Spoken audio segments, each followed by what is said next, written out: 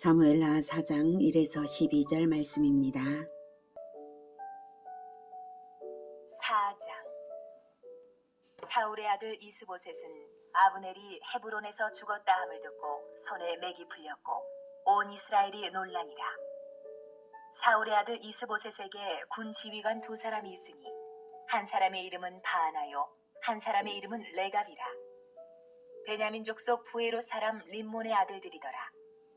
부에롯도 베냐민 지파에 속하였으니 일찍이 부에롯 사람들이 기따임으로 도망하여 오늘까지 거기에 우거함이더라. 사울의 아들 요나단에게 다리 저는 아들 하나가 있었으니 이름은 무비보셋이라. 전에 사울과 요나단이 죽은 소식이 이스라엘에서 올 때에 그의 나이가 5살이었는데 그 유모가 안고 도망할 때 급히 도망하다가 아이가 떨어져 절개되었더라. 부에롯 사람 림몬의 아들 레갑과 바하나가 길을 떠나 볕이 쬐을 때쯤에 이스보셋의 집에 이르니 마침 그가 침상에서 낮잠을 자는지라. 레갑과 그의 형제 바하나가 밀을 가지러 온 채하고 집 가운데로 들어가서 그의 배를 찌르고 도망하였더라. 사랑하는 형제 여러분, 5월 5일 목요일 새벽 묵상에 오신 것을 환영합니다.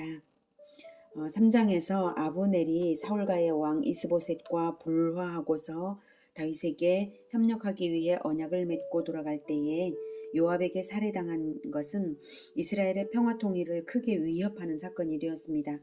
다윗은 아브넬의 장례를 국장으로 치르며 백성들로 하여금 아브넬의 죽음을 애도하게 했을 뿐만 아니라 다윗 자신이 진심으로 애도하면서 상여를 따라가며 울고 애가를 불렀고 금식을 했습니다.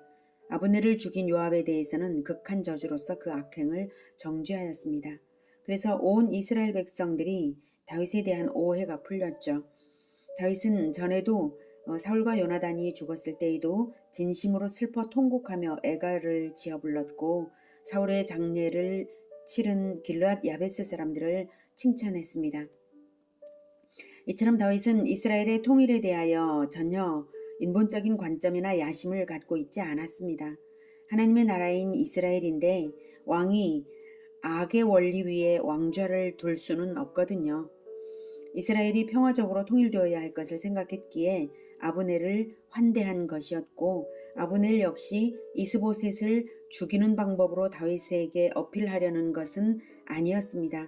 만약 그럴 것이었다면 다윗에게 가기 전에 벌써 이스보셋을 아브넬이 처단했겠죠. 얼마나 쉬웠겠어요. 그런데 아브넬은 그러지 않았고 전에도 자기를 죽이려 추격하는 아사엘을 죽이지 않으려 애썼던 자였습니다. 아브넬이 죽은 사실은 이스라엘의 군장이었으므로 이스라엘을 크게 흔들어 놓았습니다. 가장 크게 낙심한 것은 이스보셋입니다. 자기가 의지할 때가 아브넬밖에 없었던 이스보셋이었거든요. 사울가가 그런데 그런 이스보셋을 이제 레갑과 바하나가 암살했습니다. 사울가가 이렇게 된 것은 사울에 대한 하나님의 심판이 서서히 이루어져 가는 것입니다. 아브넬 없는 이스보셋은 아무것도 아닌 것이고 멸망이 코앞에 있는 것이었죠. 이미 온 이스라엘 백성의 마음이 다윗에게로 향하던 터라 이스보셋만 없으면 이스라엘 통일왕국이 되는 것이었죠. 그래서 남은 사울왕의 손자 무비보셋은 아직 어렸고 장애인이 되어버려서 왕이 될 수 없었거든요. 그럴지라도 다윗은 이스보셋이 죽기를 바라지 않았습니다. 그것은 사울 왕을 죽이지 않던 때부터 나타난 것이고요. 오히려 다윗은 요나단과의 언약이 있으므로 사울가의 사람들을 보호하고자 했습니다. 그런데 사울가의 몰락이 코앞에 다다른 지경을 보고는 레갑과 바하나가 자기들의 주군인 이스보셋을 암살했습니다. 다윗에게 잘 보여서 대접을 받으려는 의도였어요. 7절. 그들이 집에 들어가니 이스보셋이 침실에서 침상 위에 누워있는지라. 그를 쳐 죽이고 목을 베어 그의 머리를 가지고 밤새도록 아라바 길로가 헤브론에 이르러 다윗 왕에게 이스보셋의 머리를 들이며 아뢰되 왕의 생명을 헤아려 하던 원수 사울의 아들 이스보셋의 머리가 여기 있나이다. 여호와께서 오늘 우리 주 대신 왕의 원수를 사울과 그의 자손에게 갚으셨나이다. 하니 네. 레갑과 바하나는 자기들의 행위가 마치 하나님의 통치에 대한 협력인 것처럼 말하고 있지만 실은 자기들의 탐심을 위한 것일 뿐이고요. 또한 다윗을 모르고 어리석은 악행을 저지른 것이죠. 이참에 다윗의 중심과 이스라엘의 원칙을 다시 확인해 보겠습니다. 하나님께서 이스라엘을 세우신 것은 신정 왕국을 세우신 것이지 세상 나라를 세우신 것이 아닙니다. 그래서 세상 나라들과는 달리 사무엘에 의해서 사울이 기름 부음을 받아 첫 왕이 되었죠. 그렇지만 사울은 인본적인 행태로 하나님을 배신하여서 버림을 받았고요.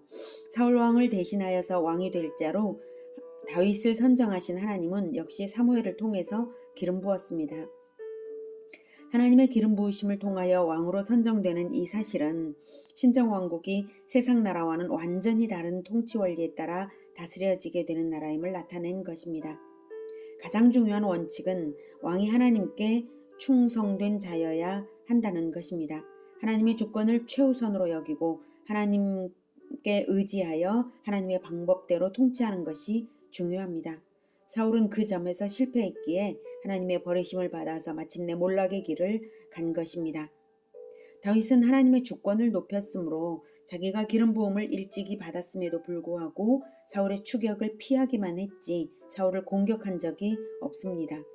오히려 사울을 죽일 수 있는 두 번의 기회가 주어졌을 때에도 사울을 살려보냄으로써 다윗의 정당성을 나타내었습니다. 세상 원리로 한다면 사울을 죽였어도 부당하게 다윗을 죽이려 추격하는 사울을 죽인 것이므로 정당방위가 인정되겠지만 그럼에도 불구하고 다윗은 죽이지 않았어요. 하나님의 기름 부음을 받으신 왕이라는 사실 때문이었습니다. 하나님 주권을 철저하게 중심에 두고 철두철미하게 높여드리며 그리고 탐심이 없는 다윗이었습니다. 그런데 이스보셋의 죽음을 통탄할지언정 기뻐할 리가 없죠. 그런 다윗이니까. 자, 9절.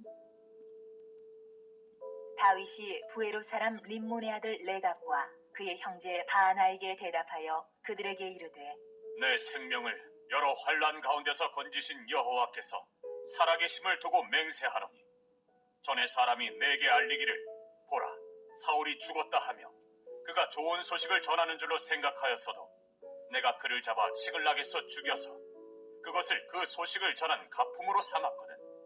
하물며 악인이 의인을 그의 집 침상 위에서 죽인 것이겠느냐. 그런즉 내가 악인의 피 흘린 죄를 너희에게 갚아서 너희를 이 땅에서 없이 하지 아니하겠느냐. 하고 청년들에게 명령하매 곧 그들을 죽이고 수족을 베어 헤브론 못가에 매달고 이스보셋의 머리를 가져다가 헤브론에서 아브넬의 무덤에 매장하였더라.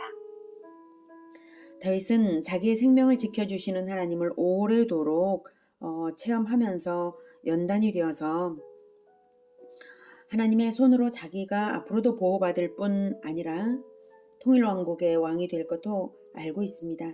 신실하신 하나님을 깊이 체험했기에 그런 하나님이 살아계신데 너희 같은 악한 자들에게 조금이라도 도움을 받겠느냐는 것이죠.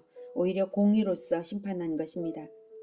전에 아말렉 청년이 사울왕을 자기가 죽이지는 않았지만 자기가 죽였다고 거짓말을 했다가 다윗에게 죽임을 당한 일이 있었는데요. 그런 일만으로도 죽임을 당했는데 자기 주군인 이스보셋을 죽여서 여호와의 이름을 망령되이 일컬으며 다윗에게 어필하려는 의도 자체가 다윗에게 통할 리가 없는 것입니다. 레갑과 바하나가 죽임을 당해야 이스라엘 백성으로 하여금 공의의 통치를 분명하게 보고 죄악을 차단하게 될 것입니다. 그래서 레갑과 바하나는 공의의 심판을 당해서 자기들의 주군을 죽인 그들의 수족이 배임을 당하고 시체가 매달려서 악인들에게 경계가 되었습니다. 이스보셋의 머리는 생전의 관계성을 생각하여서 아브넬의 무덤에 매장했습니다. 하나님은 악인들의 손으로 사울왕에 대한 심판을 서서히 이루셨습니다. 그리고 다윗의 공의의 마음을 온 백성으로 하여금 알게 하셨습니다. 이로써 하나님의 나라 이스라엘은 하나님의 주권을 높이고 공의로서 다스려지는 나라라는 것이 온 이스라엘에 알려졌습니다. 바로 이렇게 하시려고 하나님은 다윗으로 하여금 기나긴 고난으로서 연단의 시기를 거치게 하시고 또 보호하셨던 것입니다. 오늘은 하나님의 주권을 높이고 공의로서 다스리는 진정한 왕을 만났습니다. 인본주의가 가득하여서 하나님을 모르는 이 세상입니다. 본디오 빌라도는 예수님이 죄가 없다는 것을 분명히 알았음에도 불구하고 그 자신이 인본적인 자였기에 악한 인본적 대중에게 심판권을 넘겨버림으로써 공의대로 심판해야 할 심판권자의 책무를 유기하였습니다. 인본주의가 가득한 악한 세상이므로 권좌에 앉은 자가 십자가를 지는 심정으로 공의를 지키지 않으면 공의는 결코 세워지지 않습니다. 다윗은 자기를 위하는 마음이 없이 오직 하나님의 주권과 하나님 나라의 공의를 위하여 다스리는 모범을 세웠습니다.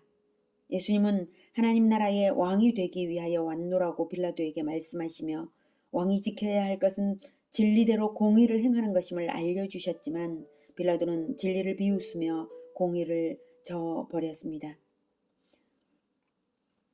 요한복음 18장 33에서 40절. 이에 빌라도가 다시 관정에 들어가 예수를 불러 이르되 네가 유대인의 왕이냐?